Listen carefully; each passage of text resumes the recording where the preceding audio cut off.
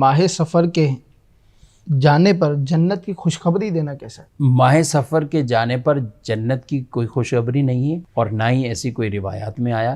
لوگ اس کو مشہور کر دیتے ہیں، اور بعض اوقات تو اس کو حدیث کہہ کے کہتے ہیں کہ جو تمہیں سفر کے جانے کی مبارکباد دے تو تم اسے جنت کی بشارت دو، لا حول ولا قوت الا باللہ۔ بھی ایسی کوئی حدیث نہیں ہے، یہ موضوع ہے، اس کو من گھڑت اور موضوع کہا گیا ہے۔ تو ماہ سفر اگر رخصت ہوا ہے اس سے جنت کی بشارت وہ کہے گی۔ بعض لوگ اس کو تھوڑا سا اٹیچ ربیع الاول سے کر دیتے ہیں کہ ماہ سفر جائے گا تو ربیع الاول آئے گا، ربیع الاول کی بشارت دیں گے تو بھی جنت۔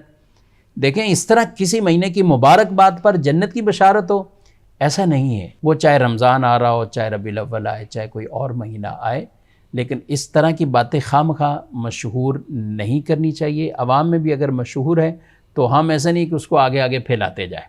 تو لہذا سفر کے مہینے کے حوالے سے کہ اس کے جانے پر جنت کی بشارت ہے، ایسا کچھ نہیں۔ یعنی اس کا نتیجہ کیا نکلے گا کہ سفر کا مہینہ گیا تو اس کا مطلب یہ ہوا کہ سفر کوئی نحوست والا تھا، بلاؤں والا تھا، تکلیف دہ تھا، تبھی سفر کا مہینہ چلا گیا اور اس پر جنت کی بشارت ہے، ایسا نہیں۔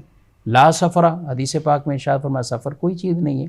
کچھ لوگ کہتے ہیں رسول اللہ صلی اللہ علیہ وسلم چونکہ سفر کے آخری دنوں میں آپ آخری بدھ میں بخار تھا، بلکہ کہتے ہیں کہ آخری بدھ میں آپ صحت مند ہو گئے تھے، تندرستی ہوئی ملی تھی تو آپ سیر و تفریح کے لیے گئے، تو یہ بھی لوگوں کی من گھڑت باتیں ہیں، ایسا نہیں ہے۔ رسول اللہ صلی اللہ علیہ وسلم تو سفر کے آخری دنوں میں مزید آپ بخار تھا آپ کو شدت والا، اور اس میں آپ مرض کی کیفیت اور حالت میں تھے، تو لیکن اس وجہ سے سفر کو برا بھلا تو ہم کچھ بھی نہیں کہہ سکتے۔ اچھا، نبی پاک صلی اللہ تعالی وسلم اس میں بیمار ہوئے تھے سفر کے مہینے میں، اور آپ کی بیماری میں بھی اس مرض میں اضافہ ہوا تھا۔